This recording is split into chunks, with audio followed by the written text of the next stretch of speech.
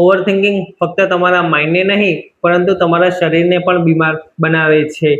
રાતે ઊંઘ નથી આવતી, દિમાગ સતત ચાલતું રહે છે, નાની વાત પણ વારંવાર યાદ આવે છે અને ધીમે ધીમે આ વિચારો તમારી બોડી ઉપર અસર કરવાનું શરૂ કરે છે.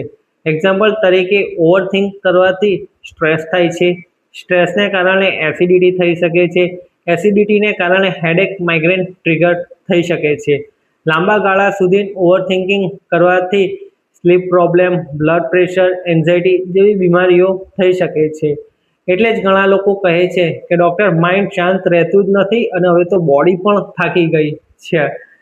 ફક્ત બોડીનો ઈલાજ કરવો જરૂરી નથી, પરંતુ માઇન્ડને શાંત રાખવું પણ તેટલું જ જરૂરી છે. જો માઇન્ડ શાંત રહેશે તો બોડી ઓટોમેટિક હેલ્ધી રહેશે.